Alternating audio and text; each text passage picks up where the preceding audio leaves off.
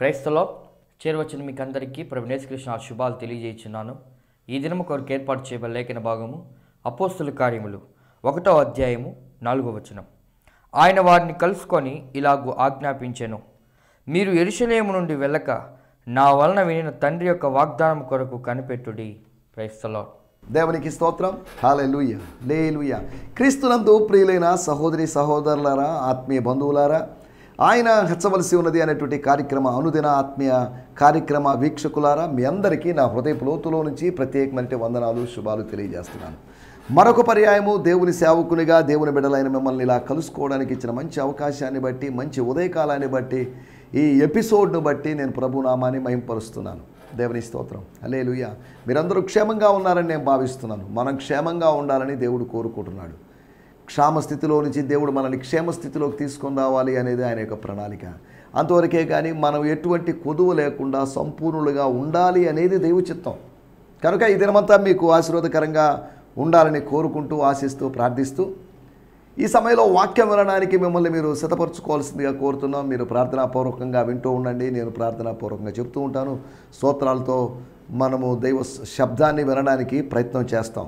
దైవ శబ్దము దేవుని యొక్క దాసుని ద్వారా వస్తుంది. ప్రసంగించేటువంటి ఏ వ్యక్తి ద్వారా అయినా దైవ స్వరము మనం వినొచ్చు. ఒక హేరోదు స్వరాన్ని దైవస్వరము అని నిజంగా అనుకున్నారో లేకపోతే అనుకోకపోయినప్పటికీ అలాగని చెప్పారో మనకు తెలియదు, కానీ ఇది దేవుని స్వరమే అని దేవుని బిడ్డలు ఈ రోజుల్లో దైవ స్వరాన్ని రికగ్నైజ్ చేయాలి. ఈ రోజుల్లో చాలామంది రికగ్నైజ్ చేయడం లేదు.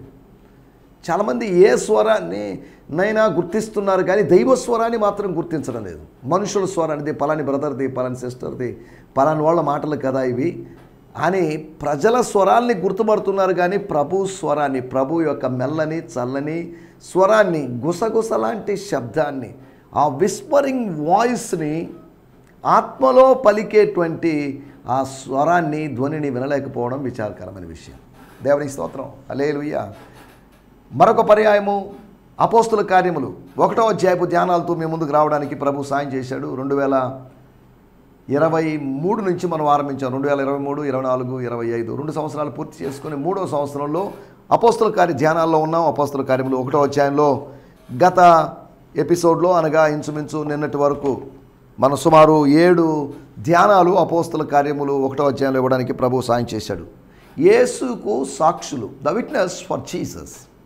యేసుకు సాక్షులు కావాలి, wanted witnesses for Jesus Christ అని యాడ్ ఇవ్వలేదు, కానీ యేసు యొక్క సాక్షులు. యేసు యొక్క సాక్షులు అంటే యేసు యొక్క దేనికోసం, యేసు యొక్క ఏ అనుభవం కోసం సాక్షులు అనే దాని గురించి మనం నిన్న ఆలోచించాం.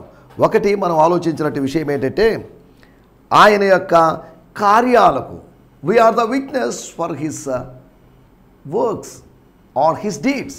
ఆయన యొక్క కార్యాలకు మనం సాక్షులుగా ఉండాలి. రెండోది ఆయన బోధకు, ఫర్ హిస్ టీచింగ్స్. ఆయన యొక్క బోధ అపోస్తలుల దగ్గరికి వచ్చింది. అపోస్తల బోధ పితరుల దగ్గరికి, చర్చ్ ఫాదర్స్ దగ్గరికి వచ్చింది.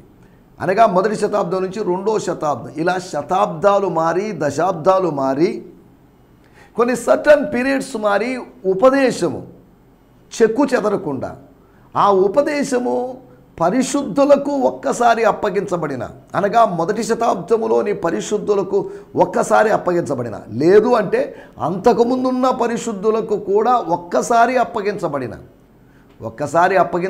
బోధ అంటున్నప్పుడు మాటిమాటికి అప్పగించబడిన బోధ అని కాదు, ఒక్కసారి అప్పగించబడిన బోధ అంటున్నప్పుడు the faith which was once delivered unto the saints, అనగా ఆ బోధను ఆ పరిశుద్ధులు కాపాడుకున్నారు. ఆ టీచింగ్స్, ఆ రూల్స్ అండ్ రెగ్యులేషన్స్ని, ఆ లీగలిజాన్ని కాదు, ఆ రూల్స్ అండ్ రెగ్యులేషన్స్ని, లేకపోతే ఆ ఆర్డర్ని, ఆ ప్యాటర్న్ని వాళ్ళు కాపాడుకుంటూ వచ్చారు. దేవుని స్తోత్రం. హల్లెలూయా. కాబట్టి మనం ఆలోచిస్తున్నట్టు విషయం ఏంటంటే పరిశుద్ధులకు ఒక్కసారి అప్పగించబడిన బోధ, అనగా అపోస్తలుల కార్యముల్లో నుంచి, ఇంకా చెప్పాలంటే యేసు ప్రభు కాలం తర్వాత నుంచి, పౌలు కాలము తర్వాత, యోహాను కాలము తర్వాత, ఇలాగా జనరేషన్స్ వెంబడి జనరేషన్ ట్రూత్ పాస్ అవుతుంది. ఆయన బోధకు మనము సాక్షులు, అపోస్తలు సాక్షులు. మనం అక్షరార్థంగా ఆయన బోధకు లేదా ఆయన కార్యాలకు, అప్పటి కార్యాలకు సాక్షులం కాదు. కాబట్టి ఇప్పుడు ఆయన ద్వారా ఆయన చేస్తున్న కార్యాలకు మనం సాక్షులం. ఇప్పుడు ఆయన మనతో మాట్లాడుతున్న మాటలకి, ఆ బోధకి, టీచింగ్కి, ఆ డాక్ట్రిన్కి మనము సాక్షులమై ఉన్నాం. మూడవది, ఆయన యొక్క మరణానికి మనం సాక్షులమై ఉన్నాం. ఆయన మరణం అంటే నా మరణమే. అదేంటంటే ఆయన మరణం అంటే మీ మరణం ఏంటి, మన మరణం ఏంటి? అవును, మనకు బదులుగా మనం చావాల్సింది ఆయన మీద వేసుకున్నాడు. లోక పాపములు ఆయన మీద పడ్డాయి, నా పాపములు నీ పాపములు ఆయన మీద పడ్డాయి, ఆయన భుజాల మీద పడ్డాయి, ఆయన దేహం మీద పడ్డాయి. ఆయన మీద పడ్డాయి కనుక ఆయన బలిపీఠం మీద ఉండాల్సి వచ్చింది. బలిపీఠం మీద ఉండి అర్పణగా ఆయన దేవుని ఉగ్రతకు సాదృశ్యంగా ఉన్నటువంటి అగ్ని చేత దహించబడిన అర్పణగా ఆయన మారాడు. కాలిపోయింది అర్పణ. అర్పణ ఏం మిగలలేదు, అక్కడ బూడిదగా మారింది, దహన బలిగా చేయబడింది. అనగా యేసు కంప్లీట్గా కాలి బూడిదైపోయాడని నేను అనడం లేదు. అంటే పాత నిబంధన కాలములో ఇలా జరిగేది, కానీ దాని యొక్క నీడగా, అది నీడగా ఉంది. నిజస్వరూపము క్రీస్తులో ఉంది. నిజస్వరూపం మనకు కావాలి, కానీ నీడలతో మనకు పనేంటి? నిజస్వరూపం మారదు. కొద్దిగా రంగులు గింగులు లేకపోతే కాస్త లావు ఎత్తులు కాస్త మారొచ్చేమో, కానీ చాలా వరకు మోస్ట్లీ మారదు. కానీ నీడ అలా కాదు. నీడ కొన్నిసార్లు డైరెక్షన్ చేంజ్ చేసుకుంటుంది. నా మీద నుంచి పాస్ అయ్యేటువంటి, లేకపోతే నేను సన్కి ఆపోజిట్గా ఉన్నాను, సూర్యుడికి ఆపోజిట్గా ఉన్నాను, దాన్ని బట్టి నా నీడ ఒకవైపు, ఈ వైపు, ఆ వైపు నీడ అటు ఇటు మూవ్ అవుతుంది. కానీ నిజస్వరూపం అలా కాదు. నిజస్వరూపమైన వ్యక్తి మారుతాడు, అటు ఇటు కదులుతాడు, ఆ ఊరికి ఈ ఊరికి వెళ్తాడు. అది కాదు నేను మాట్లాడేది. కానీ నీడ కన్నా మోర్ స్టాండర్డ్గా, మోస్ట్ స్టేబుల్గా ఒక రియాలిటీ ఉంటుంది. Don't believe in shadows. నీడలను నమ్మొద్దు, మోసపోవచ్చు. కానీ నిజాలను నమ్మితే మనం మోసపోయే అవకాశం లేదు. దేవుని స్తోత్రం, హల్లెలూయా. ఆయన మరణము నాకు బదులుగా జరిగిన మరణం. నేను చచ్చిపోవాల్సింది ఆయన తన భుజం మీద వేసుకున్నాడు. తన మీద వాళ్ళు ఏం చేయలేదు. వీరేం చేస్తున్నారో వీరు ఎరుగురు. సంతోష్ ఏం చేస్తున్నాడో వీళ్ళకి తెలియదు. శాంతి టీవీ ప్రేక్షకులు ఏం చేస్తున్నారో తెలియదు. లేకపోతే ఆయన హెచ్చవలసి ఉన్నది అనేటువంటి కార్యక్రమ వీక్షకులు ఏం చేస్తున్నారో వాళ్ళకి తెలియదు. ఫలాని కుటుంబ సభ్యులు ఏం చేస్తున్నారో వాళ్ళకి తెలియదు. ఫాదర్ ఫర్గివ్ దెమ్, తండ్రి క్షమించు, వదిలేసి. వాళ్ళు మట్టి మనుషులే కదా, వాళ్ళేం పర్ఫెక్ట్ ఏం కాదు కదా, దే ఆర్ ఇంపర్ఫెక్ట్. వాళ్ళు పడుతూ లేస్తూ ఉంటారు. ఫర్గివ్ దెమ్ అని తండ్రిని ఆయన విజ్ఞాపన చేసినట్టుగా, అడిగినట్లుగా మనం చూస్తున్నాం. నాలుగోది, ఆయన యొక్క మాదిరికి మనం సాక్షులం. అలనాడు పర్వతం మీద చూపిన మాదిరికి మోషే ఏ విధంగా సాక్షో, అలాగే మనకు చూపించబడిన దర్శనం ప్రకారం, వాక్యములో ఉండబడిన మాదిరి ప్రకారం ఆయన జీవించిన జీవితము నాకు జీవించడానికి మాదిరి, ఆయన బోధించిన బోధ నాకు బోధించడానికి మాదిరి, ఆయన మాట్లాడిన మాటలు నాకు మాట్లాడడానికి మాదిరి, ఆయన నడిచినటువంటి ఆ నడక నేను నడవడానికి మాదిరి. కాబట్టి ఆయన మాదిరిగా చేసుకుంటూ ఆ మాదిరిని మనము అనుసరిస్తూ, అనుకరిస్తూ, అనుభవిస్తూ ఆయన సాక్షులుగా, యేసు యొక్క సాక్షులుగా ముందుకు వెళ్ళాలని మనం నిన్నటి దినం మాట్లాడుకున్నాం. దేవునికి స్తోత్రం. రండి, మనకు సమయం కొద్దిగానే ఉంది. సమయము చాలా త్వరగా గడిచిపోతుంది, చాలా ఫాస్ట్గా మూవ్ అవుతుంది. కాలము వేగంగా పరిగెడుతుంది. ఎవరి కోసం ఆగదు. ఏ వీక్షకుని కోసమో, ఏ ప్రసంగికుని కోసమో కాలం ఆగదు. కనుక అలర్ట్గా ఉందాం, దేవుని వాక్యాన్ని క్యాచ్ చేసుకుందాం. మనకు కావాల్సింది మనం క్యాచ్ చేసుకుందాం. తద్వారా మన లైఫ్ని శాంక్టిఫై చేసుకుందాం, మన లైఫ్ని లేకపోతే ప్యూరిఫై చేసుకుందాం, మన లైఫ్ని స్టాండర్డ్ చేసుకుందాం. దేవుని స్తోత్రం. శాంతి టీవీలో ఈ కార్యక్రమాన్ని బట్టి నేను ప్రభునామాన్ని మహింపరుస్తూ, శాంతి టీవీ ఛానల్ని బట్టి నేను ప్రభునామాన్ని మహింపరుస్తూ, దేవుని స్తోత్రం. ఈ కార్యక్రమం మీరందరూ చూస్తున్నందుకు, మీ అమూల్యమైన సమయాన్ని కేటాయిస్తున్నందుకు మీకు ప్రత్యేకమైన వందనాలు తెలియజేస్తూ, ఈ దిన ధ్యానము కొరకై అపోస్తుల కార్యములు 1వ అధ్యాయము 4వ వచనం, book of Acts 1st chapter verse 4. ఆయన వారిని కలుసుకొని ఇలాగూ ఆజ్ఞాపించెను, మీరు యెరూషలేము నుండి వెళ్ళక నా వలన వినిన తండ్రి యొక్క వాగ్దానం కొరకు కనిపెట్టుడి. దేవుని స్తోత్రం, హల్లెలూయా. Jesus instructed them, don't leave Jerusalem but wait in Jerusalem, లేకపోతే wait here until you receive the gift. ఆ బహుమానము మీరు పొందుకునేంత వరకు స్వీకరించేంత వరకు నేను మీకు ఏదైతే తండ్రి వాగ్దానం అని చెప్పాను చూసారా, ఆ బహుమానం మీరందరూ పొందుకోవాలి. తండ్రి నాకు చేసిన వాగ్దానము లేదా నా ద్వారా మీకు చేసిన వాగ్దానము, దానిని మీరు బహుమతిగా పొందేంత వరకు, దాని గురించి తెలుసుకునేంత వరకు అని కాదు, దాన్ని పొందేంత వరకు, ఆ గిఫ్ట్ని మీ లోపల పదిలంగా దాచుకునేంత వరకు. ఒక గిఫ్ట్ ప్యాకెట్లో వెలుపల ప్యాక్లో అందంగా ఉన్నట్టు ఆ ప్యాక్లో గిఫ్ట్ ఉన్నట్టుగా, ఆ ప్యాకేజ్ దేనికోసం అంటే, ప్యాకింగ్ దేనికోసం అంటే గిఫ్ట్ కోసం. అలాగే మనలోకి వచ్చినట్టు గిఫ్ట్, హోలీ స్పిరిట్ యొక్క గిఫ్ట్. ఇప్పుడు గిఫ్ట్ను కవర్ చేసినటువంటి, గిఫ్ట్ను కలిగి ఉన్నటువంటి, గిఫ్ట్ను ఇంక్లూడ్ చేసినటువంటి బాడీ కాదు, కానీ gift is important. Father's gift is important. Father's promise is important. The gift of the Holy Spirit is important. పరిశుద్ధాత్మ అను వరము ప్రాముఖ్యమైంది. మరలా చదువుతున్నాను. Jesus instructed them, don't leave Jerusalem but wait here until you receive the gift I told you about, the gift the Father has promised. మీ ఇష్టం అండి. యెరూషలేములో ఉన్నా ఒకటే, యెరూషలేములో లేకపోయినా ఒకటే. వెళ్ళిపోండి, గలిలయకి వెళ్ళిపోండి, కపెర్నహూముకి వెళ్ళిపోండి, నేను పెరిగిన నజరేతుకి వెళ్ళిపోండి, ఎక్కడో చోటకి వెళ్ళిపోండి అని కాదు. మీరున్న చోట నిలిచిపోండి. మరలా ఇంకొక యూదుల పండగ వరకు అక్కడే ఉండిపోండి అని కాదు. యూదుల పండగలు వస్తూ ఉంటాయి, పోతుంటాయి, కానీ you stay in Jerusalem, halt at Jerusalem. నూతన యెరూషలేములో ఆగిపోమని కాదు, పురాతనమైన పాత యెరూషలేములో, దాస్యములో ఉన్న యెరూషలేములో, స్వతంత్రులు కాలేనటువంటి ఆ యెరూషలేములు, యూదుల యొక్క యెరూషలేములు, పితరుల పట్టణములు ఉండేటువంటి యెరూషలేములో నిలిచిపోండి. దేవాలయం ఉన్నటువంటి యెరూషలేములో నిలిచిపోండి.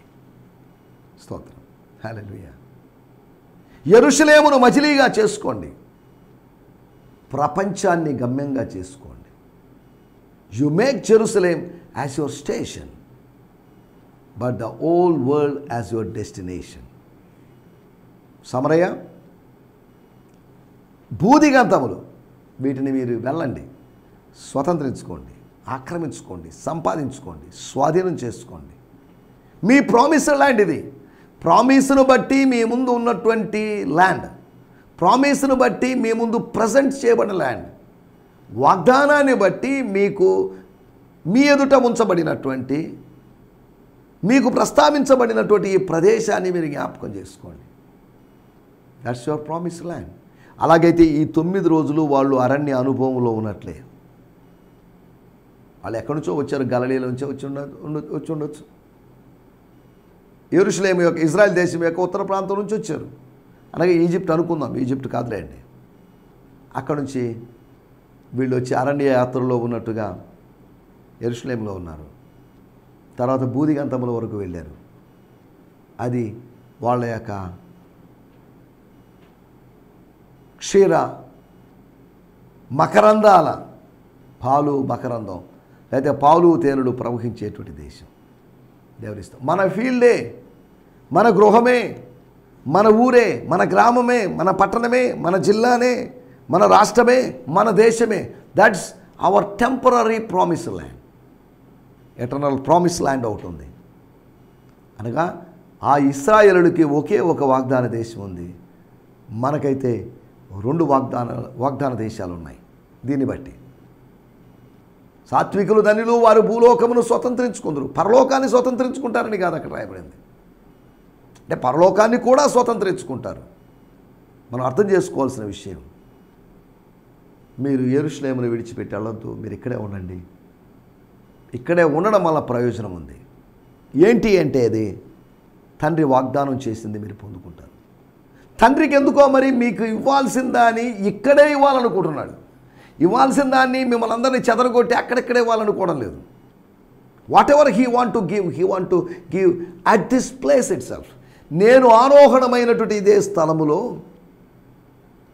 నేను పైకి వెళ్ళిపోయినటువంటి ఆయన దగ్గరికి వెళ్ళిపోయిన అదే స్థలంలో నా శిష్యులైన మీకు దీన్ని, ఈ బహుమానాన్ని ఇవ్వాలనుకుంటున్నాడు.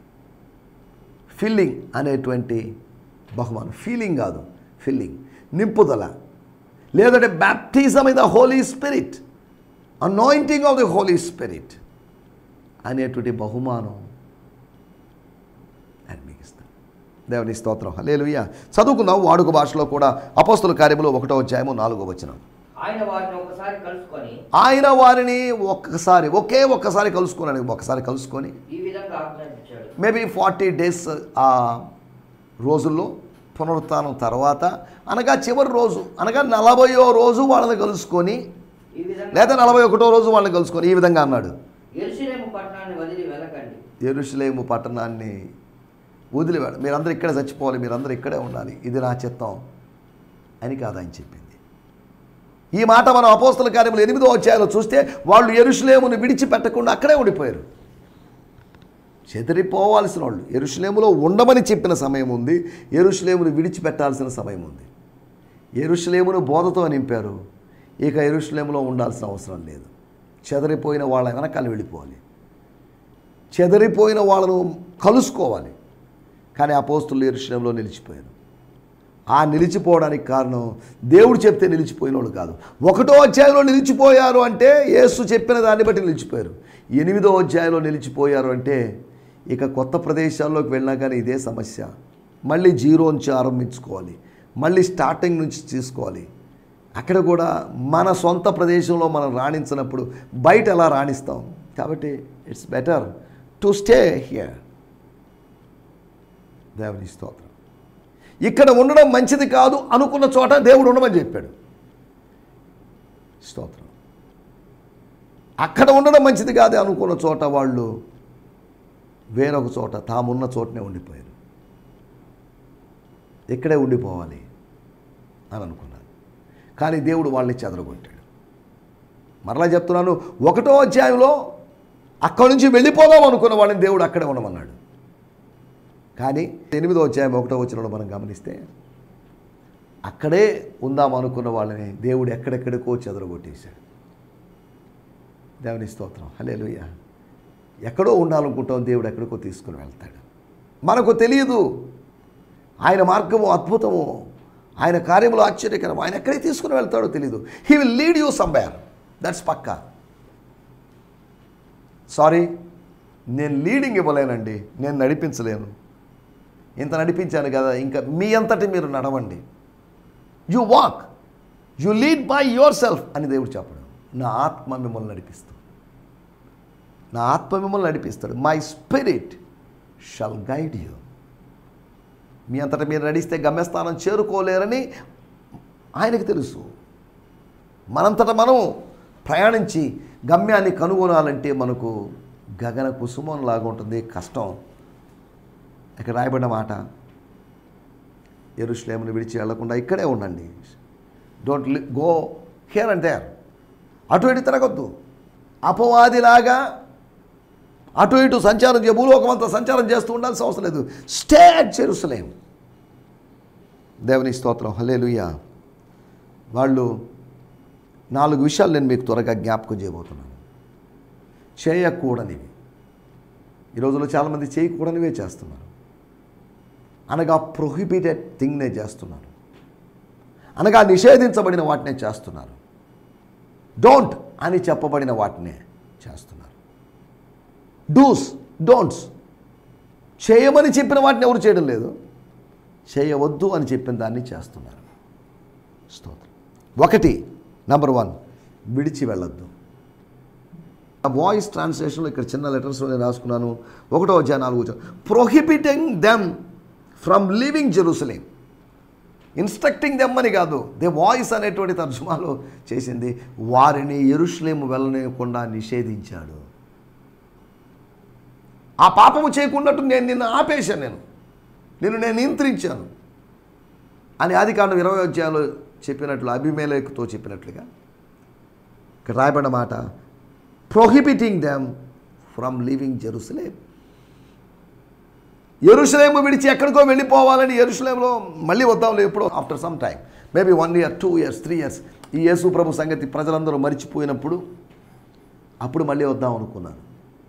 లేకపోతే ఒకగానొక పట్టణానికి పోయి వ్యాపారం చేసి సంపాదించుకుందామని కూడా అనుకున్నారేమో మనది లేదు. ఇక్కడ ఏం జరుగుతుంది?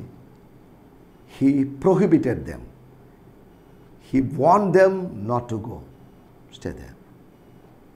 మీరు యెరూషలేములో ఉన్నా ఒకటే, యెరూషలేములో లేకపోయినా ఒకటే. ఆయన స్వర్గంలో నూతన యెరూషలేములో ఉన్నాడు. నూతన యెరూషలేములో ఉన్న వ్యక్తికి నువ్వు భౌతికమైన యెరూషలేములో ఉన్నా ఒకటే, లేకపోయినా ఒకటే. అది పరిశుద్ధ భూమి కాబట్టి అక్కడ ఉండమని చెప్పలేదు. Don't stay, stay, you continuously stay at Jerusalem because it's a holy place అనలేదు. హోలీ ప్లేస్ కాబట్టి అక్కడ అనలేదు, కానీ హోలీ స్పిరిట్ వస్తాడు కాబట్టి అక్కడ ఉండమని చెప్పాడు. That's not a holy land, but that is Holy Spirit descended land. అది పరిశుద్ధ భూమి కాదు, పరిశుద్ధాత్ముడు దిగి వచ్చిన భూమి. పరిశుద్ధాత్ముడు దిగి వచ్చినప్పుడు పరిశుద్ధతను కలుగు చేస్తాడు, పరిశుద్ధ భూమిగా మారుతుంది కదా అనొచ్చు. అవును, ఆయన దిగి ఆయన కార్యానికి ఒప్పుకున్న వారినే పరిశుద్ధపరుస్తాడు, కానీ అందరిని పరిశుద్ధపరుస్తూ పోడుగా. ఒక డాక్టర్ గారు ఒక ఊర్లో క్లినిక్ పెట్టాడు అనుకుందాం. ఆ క్లినిక్ ఉంది కాబట్టి ఈ ఊర్లో ఎవరికి రోగాలు రాకుండా ఉండాలి అన్నానికి రూల్ లేదు. మేము వెళ్ళామండి హాస్పిటల్కి, ఆయన వల్ల బాగా అయిపోయింది మాకు. మా పక్కింటి వాళ్ళు వెళ్ళారు, మా ఎదురింటి వాళ్ళు వెళ్ళారు.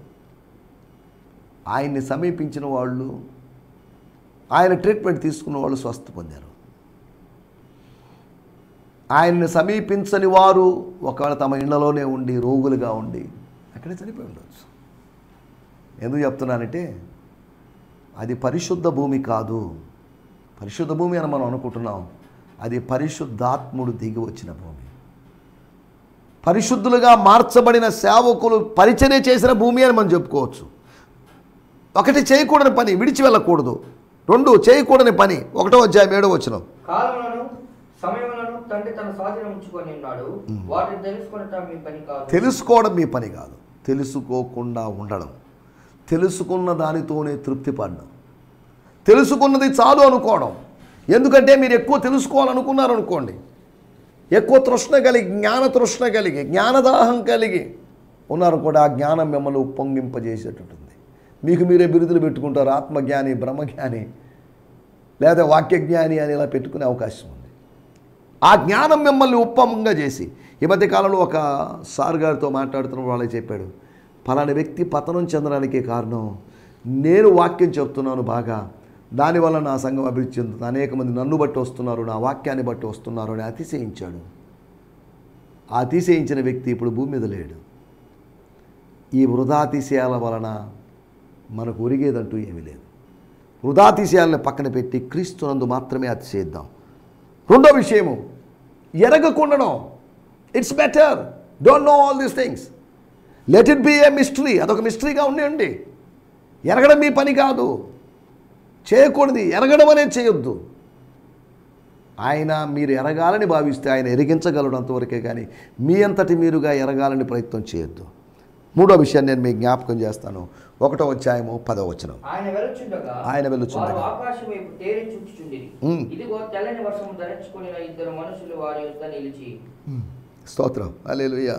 అక్కడ రాయబడిన మాట 11వ వచనంలో ఉంది, మీరెందుకు నిలిచి ఆకాశం వైపు తేరి చూస్తున్నారు? Why are looking unto the sky are heavens. ఆకాశం వైపు, ఆ మేఘాల వైపు, నీలి ఆకాశం, నీలి మేఘాల వైపు ఎందుకు చూస్తున్నారు? ఏమైంది మీకు? అలా తేరి చూడాల్సిన అవసరం ఉంది. That is not important. 3వ ఆకాశమునకు కొనిపోబడినటువంటి యేసును చూడండి.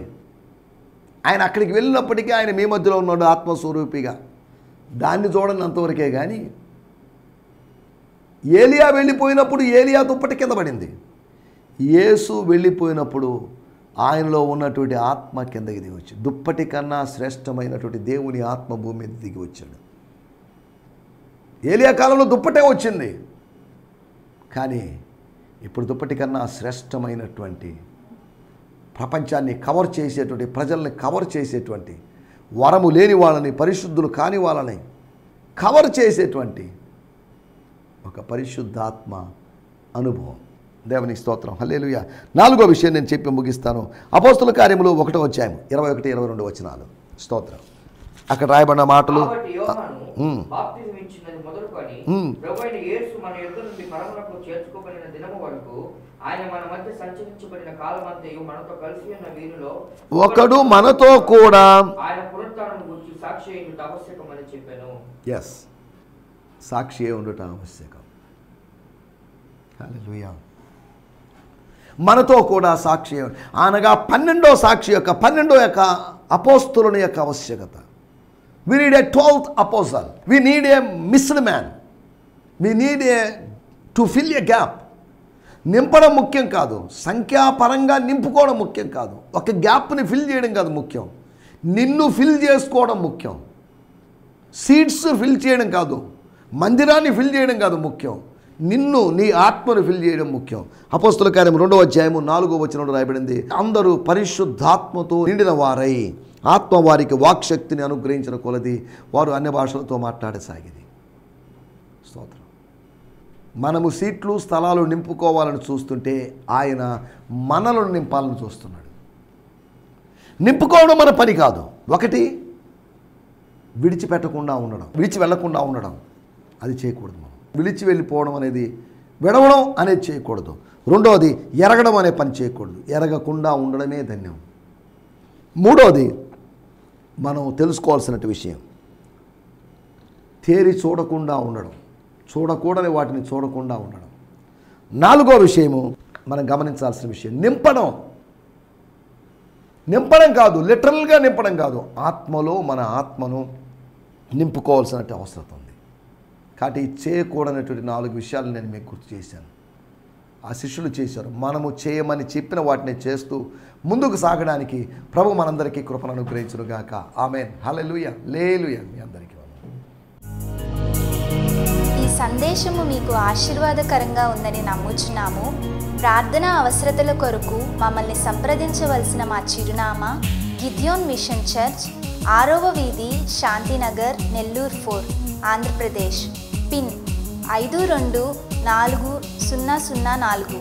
మా ఫోన్ నంబర్లు 7036443613 మరి ఒక నంబర్ 9392293010. మా ఈమెయిల్ ఐడి gfihmi2015@gmail.com. దేవుడు మిమ్మును ఆశీర్వదించునుగాక. ఆమేన్.